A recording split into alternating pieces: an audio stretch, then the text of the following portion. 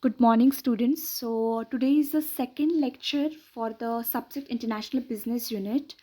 In yesterday's class, we have started the first unit, that is International Business and Trade, where we have discussed about the definition of international business. Then we have also discussed about what are the features of international business. Then we have further discussed about the evolution of international business, and lastly I think we have discussed about the stages of internationalization. So I have just tried to clear all the concepts. If you people have any kinds of doubts regarding the yesterday's lecture, please do ask the doubts. Don't be sit quietly. Just try to watch the videos, try to understand the concepts, and if you are not able to understand anything, please let me know, so that I'll be helping you to provide more information regarding the subject. So let's start the today's topic. So we'll be discussing the difference between the domestic and international business. So let's start.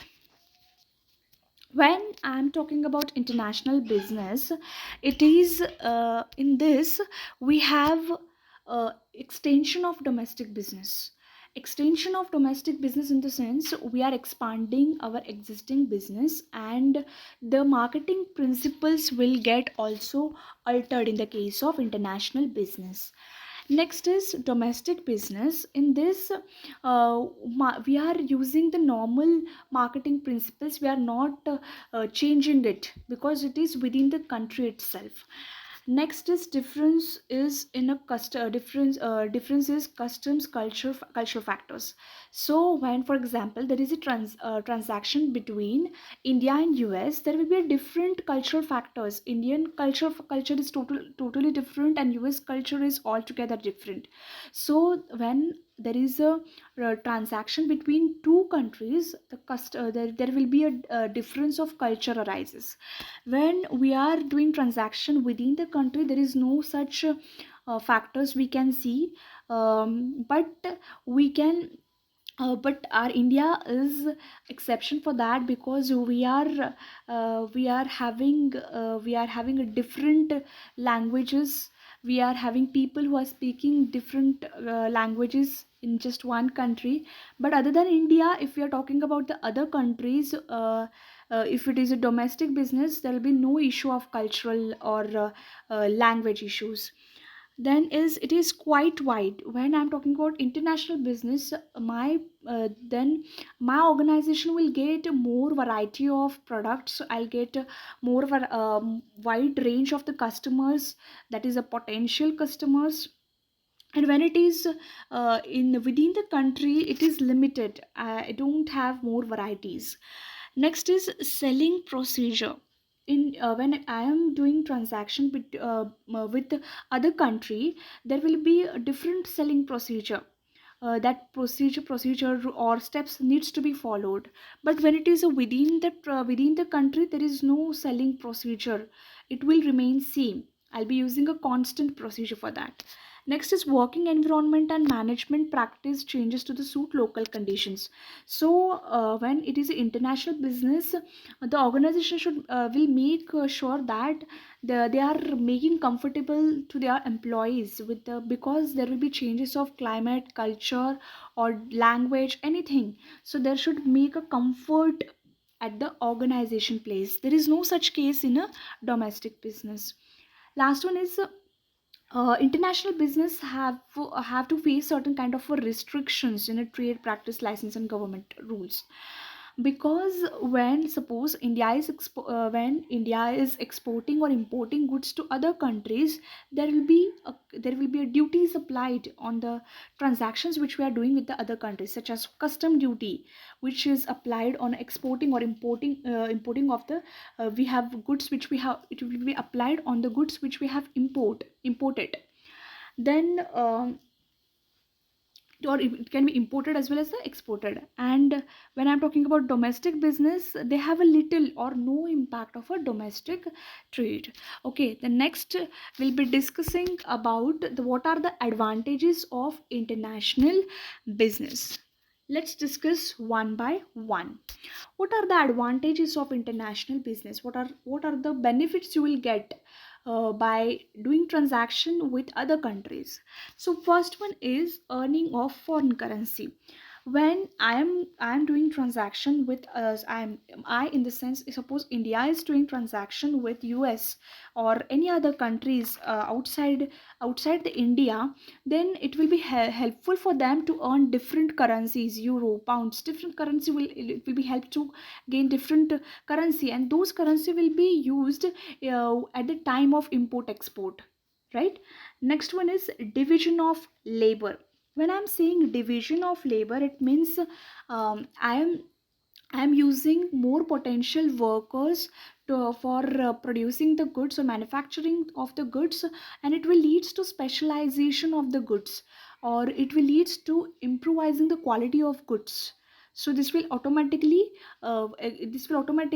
attract the customers. Next is optimum utilization of available resources. When we are doing transactions with the outside country, we'll make sure we are using the optimum natural resources available at the home country or the foreign country. Next is increased in standard of living. Increased in standard of living is how it will increase the standard of living. Suppose India is doing transactions with with the outside countries, then they will get wide range of customers. They'll get they'll get a wide range of market for their product, so that it will help them to earn more money, more profits. And automatically, if they are earning more profits, and they are able to share the portion of profit to their employees, and automatically it will leads to enhance their standard of living. Next is benefits to consumers. How it will helps to achieve the benefits to customers, because customers will get wide range of or varieties of goods and services, because it is not limited to one country, but it is between two countries, where one may be good at uh, one may be good at manufacturing the product, or another may be good at advertising of the product. So they are sharing their resources, and it will help help to produce a quality goods, and it will automatically benefits to the consumer. Next is international peace and harmony. When we are promoting international business, it will automatically help us to maintain a good relationship with the other countries. That can be anything. China, it will be China, USA, anything. So if we are doing international business, we are maintaining peace. We are not telling them, or we are not evoking them to start any war or anything. Next is cultural development. Suppose as India, we are doing transaction with Japan. So if the both the countries are altogether having a different culture, Japanese culture is altogether different, Indian culture is altogether different. So when they are working together, it will be like combination of both the cultures. So it will helps to develop the country. India will come to know what culture Japan is following, and even Japanese people will come to know what Indian people follow, the culture followed by the Indian people. Next is helps in case of emergency. Suppose suppose there is a India and Russia is doing transactions of export import.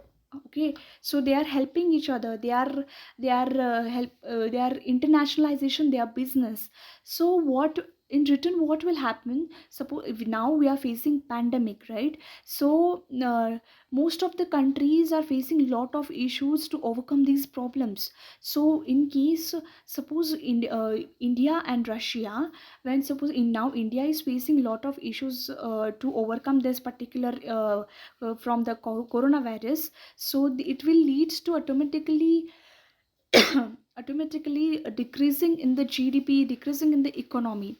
So in this case, the in the country with which we are doing transaction, they may help us by providing certain essentials, providing certain important natural resources, so we'll be able to survive and we'll be able to overcome the problems.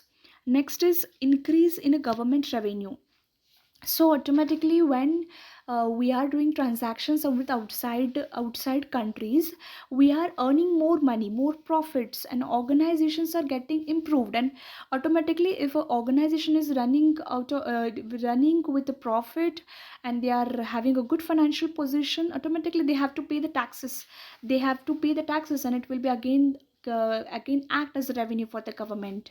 Last is wide scope. As I've already discussed, wide scope can be in the form of wide range of customers. It can be a variety of goods. So there is a it helps for wider concept. So these are all the advantages of international business. Let's discuss what are the disadvantages of international business. The first one is adverse effect on the economy. Suppose two countries are enter into international business, it will the economy of one country will automatically affect on economy of another country. So sometimes if economy falls down of one country, that is the growth rate of one country will falls down, it will automatically affect the another country. So that is what the disadvantage. Then secondly is competition with the developed countries. So India is a developing country, USA is a developed country. They have we are we are lagging behind the technologies, we are lagging behind the using of the advanced technology, advanced method of production. So it may face a certain high level of competition. It may India may feel certain level of difficulties. So India may feel certain kind of difficulties to reach to the level of US. So this is what the second one. Third one is rivalry among the nations. So suppose India, I'll keep taking example of India itself. Suppose India is doing international trade only with the US. The other countries may get a negative viewpoint, negative opinion about us. So that is what the rivalry among the nations. Then we have we have discussed exploitation. As I have already said, exploitation will be international business leads to exploitation of developing countries. It will exploit more to the developing countries rather than to the developed nations. The next is legal problems. When so when I'm talking about legal problems, okay, when I'm talking about legal problems in the sense two different countries will have a two different rules, regulations, government norms. It will differ from one country to another country. So it may create disturbance while doing the transaction. Next is language problem. So there are different languages are spoken at the different countries. So it may face some, so when it may create as a disturbance, because the language is the most important part. If we have treated English as a national language, but we in some of the countries they may are using different languages, and we may not be able to understand it. And to do any transaction, the language is the most important medium with by which we are exchanging our thoughts, our thoughts. So this is what this language problem. Then we have something called as a dumping policy, where what developed countries are doing, they are dumping their products into the developing countries. So in the result, they are facing close downs. So this is what a dumping policy, where they are dumping their products to where a developed countries forcibly selling their products or to the or dumping their products to the developing countries. Next is complicated technical procedure.